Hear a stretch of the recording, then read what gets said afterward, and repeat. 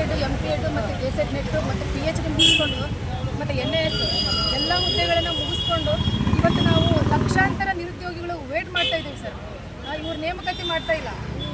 ಇಲಾಖೆಗೆ ಹೋಗಿ ಕೇಳಿದ್ರಪ್ಪ ಅಂದ್ರೆ ಇಲ್ಲ 1200 ಮಾಡ್ತೇವೆ, 1500 ಪೋಸ್ಟ್ ಮಾಡ್ತೇವೆ, 2500 ಅಪ್ರೂವ್ ಕಳಿಸಿದ್ದೀವಿ ಅಂತ ಸುಳ್ಳು ಹೇಳಿ ಇವತ್ತು ಬೆರಳೆಣಿಕೆಯಷ್ಟು ಪೋಸ್ಟನ್ನು ನೇಮಕಾತಿ ಮಾಡ್ತಾ ಇದ್ದಾರೆ ಸರ್. ಈ ಮೌಲಾನಾ ಆಜಾದ್ ಸ್ಕೂಲ್ ಒಳಗೆ ನಮಗೆ ಸಹ ಶಿಕ್ಷಕರಂತ ತಗೊಳ್ತಾ ಇದ್ದಾರೆ. ಆಮೇಲೆ 6ನೇ ಕ್ಲಾಸಿಂದ 10ನೇ ಕ್ಲಾಸ್ವರೆಗೂ ಪಠ್ಯಪುಸ್ತಕ ಇದ್ದರೂ ಕೂಡ ಆ ಪಠ್ಯಪುಸ್ತಕ ನಾವೆಲ್ಲ ಹೋರಾಟ ಮಾಡಿದ್ದಕ್ಕೋಸ್ಕರ ಆ ಪಠ್ಯಪುಸ್ತಕ ಲಾಸ್ಟಿಗೆ ನೇಮಕಾತಿ ಮಾಡೋದಿರಲಿ ಸರ್, ಇವ್ರು ಹಿಂಗೆ ಮಾಡ್ತಾರೆ ಅಂತ ಹೇಳ್ಬಿಟ್ಟು ಅವರು ಪಠ್ಯಪುಸ್ತಕನೇ ಏನು ಮಾಡಿಬಿಟ್ಟಿದ್ದಾರೆ, ತೆಗೆದುಬಿಟ್ಟು ಒಂದು 6 ಪೇಜ್ ನೇಮಕಾವಸ್ಥೆ ಮಾತ್ರ ಒಂದು 6 ಪೇಜ್ 8 ಪೇಜ್ ಅಷ್ಟೇ ಇಟ್ಟಿದ್ದಾರೆ. ಇದು ಏನಪ್ಪ ಅಂದ್ರೆ ದೈಹಿಕ ಶಿಕ್ಷಕರ ಅಸ್ತಿತ್ವವನ್ನು, ದೈಹಿಕ ಶಿಕ್ಷಣದ ಅಸ್ತಿತ್ವವನ್ನು ತೆಗೆದು ನಿಂತಿದ್ದಾರೆ.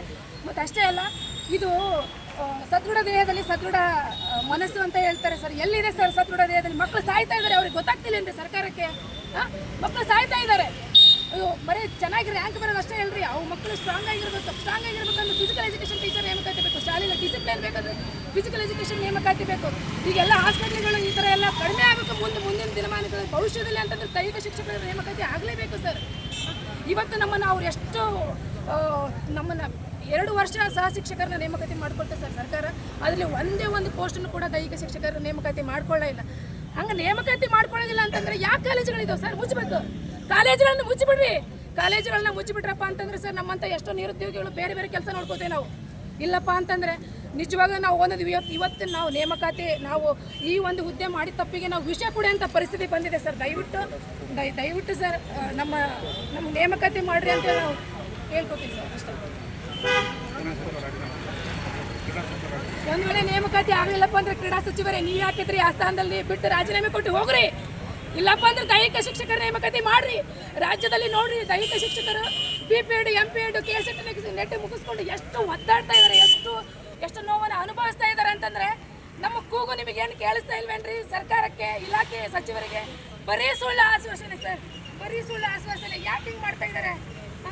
ನಿಜವಾಗ್ಲೂ ನಾವು ಸರ್ ಹೇಳ್ತಂಗೆ ಕೇಳ್ರಿ, ಇಲಾಖೆಗೆ ಹೋದಾಗ ಅವ್ರು ರೇಷ್ಮೆ ಮೇಡಮ್ ಡೈರೆಕ್ಟಾಗಿ ಯಾವುದೇ ಕಾರಣಕ್ಕೂ ನಾವು PUC ಒಳಗೆ ನೇಮಕಾತಿ ಮಾಡೋದಿಲ್ಲ ಅಂತ ನಮ್ಗೆ ಹೇಳಿದ್ರು ಸರ್. ಹಂಗಾರೆ ಕಾಲೇಜ್ಗಳು ಎದಕ್ಕೆ ಬೇಕ್ರಿ?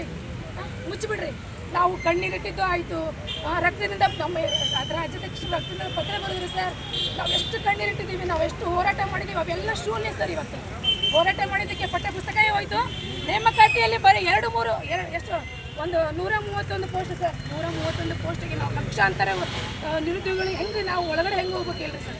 ಸೊ ಹಂಗಾಗಿ ನಮಗೆ ನ್ಯಾಯ ಬೇಕು. ಒಂದು ವೇಳೆ ನೇಮಕಾತಿ ಮಾಡಿಲ್ಲಪ್ಪ ಅಂತಂದ್ರೆ ಸರ್ ನಾವು ಉಗ್ರವಾದಂಥ ಹೋರಾಟ ಮತ್ತು ದೈಹಿಕ ಶಿಕ್ಷಕರ ನಾವು ಪೇಷನ್ಸ್ ಅವರು ನಾವು ಇಷ್ಟು ದಿನ ವೇಟ್ ಮಾಡೀವಿ ಸರ್. ನಮ್ಮ ಪೇಷನ್ಸ್ ನೀವೇನಾದರೂ ನೀವು ಚೆಕ್ ಮಾಡೋಕ್ಕೆ ನಿಂತೀರಿ, ಒಂದು ವೇಳೆ ನೀವು ನೇಮಕಾತಿ ಮಾಡಲಿಲ್ಲ ಅಂದರೆ ನಾವು ನಿಜವಾಗ್ಲೂ ನಾವು ಎಷ್ಟು ದೊಡ್ಡ ಮಟ್ಟದ ಹೋರಾಟ ಮಾಡಬೇಕು ಅಂತಂದ್ರೆ ನಮ್ಮ ದಯಾಮರಣ ಪತ್ರ ಬರೆದಿಟ್ಟು ನಾವು ನಿಜವಾಗ್ಲೂ ಸರ್ಕಾರದ ದಯಾಮರಣದ ಪತ್ರ ಬರೆದಿರ್ತೀವಿ ಸರ್. ಮತ್ತು ಇನ್ನೊಂದು ಏನಪ್ಪ ಅಂತಂದರೆ ದೈಹಿಕ ಶಿಕ್ಷಕರ ನೇಮಕಾತಿ ಆಗಲೇಬೇಕು. ಒಂದು ವೇಳೆ ನೀವು ದೈಹಿಕ ಶಿಕ್ಷಕರ ನೇಮಕಾತಿ ಮಾಡಲಿಲ್ಲಪ್ಪ ಅಂದ್ರೆ ನಾವು ಇಲ್ಲಿ ಕೋರ್ಟಿಗೆ ಹೋಗ್ತೀವಿ ಸರ್. ಅದು ಹೆಂಗೆ ನೇಮಕಾತಿ ಮಾಡ್ತೀರಿ ಮಾಡಿರಿ, ಸಹ ಶಿಕ್ಷಕರ ನೇಮಕಾತಿ ಹೆಂಗೆ ಮಾಡ್ತೀರಿ ಮಾಡಿರಿ. ಯಾಕಪ್ಪ ಅಂತಂದರೆ ನಮಗೊಂದು ತಾಳ್ಮೆ ಅನ್ನೋದಿದೆ, ಹೌದಿಲ್ರಿ? ಎಷ್ಟೊಂದು ನಾವು ತಾಳ್ಮೆಯಿಂದ ಇರ್ಬೇಕು ಹೇಳ್ರಿ. ಒಂದು ವೇಳೆ ನೀವು ನೇಮಕಾತಿ ಮಾಡಿರಿ, ನಮಗೆ ಒಂದು ವೇಳೆ ನೇಮಕಾತಿ ಆಗಲಿಲ್ಲಪ್ಪ ಅಂದ್ರೆ ನಾವು ಏನು ಮಾಡಬೇಕಂತ ಅಂದ್ಕೊಂಡಿದ್ದೀವಿ ಸರ್. ನಿಜವಾಗ್ಲೂ ವಿಧಾನಸೌಧಕ್ಕೆ ನಾವು ಮುತ್ತಿಗೆ ಹಾಕ್ತೇವೆ. ನೀವೇನೋ ಅಂದ್ಕೊಂಡಿದ್ರೆ ದೈಹಿಕ ಶಿಕ್ಷಕರು ಅಂತಂದರೆ ಇವ್ರೇನು ಬಿಡೋ ಒಗ್ಗಟ್ಟಿಲ್ಲ ಹಂಗೆ ಏನೋ ನಿಮ್ಮ ತಲೆಯೊಳಗೆ ಕಲ್ಪನೆಗಳು ಇರಬಹುದು. ಆದರೆ ನಿಜವಾಗ್ಲೂ ಹೇಳ್ತಾ ಇದ್ದೇವೆ ಕೇಳಿ ಸರ್, ನಾವೆಲ್ಲರೂ ಒಗ್ಗಟ್ಟು ಆಗ್ತಾ ಇದ್ದೇವೆ. ಇವಾಗ ನಮ್ಮ ಪಠ್ಯ ಪುಸ್ತಕನೂ ಬೇಕು, ನಮ್ಮ ದೈಹಿಕ ಶಿಕ್ಷಕರ ಅತಿ ಹೆಚ್ಚು ನೇಮಕಾತಿನೂ ಬೇಕು. Thank you sir. ಭೂಮಿಕಾ ಅಂತ ಹೇಳ್ಬಿಟ್ಟು ಸರ್.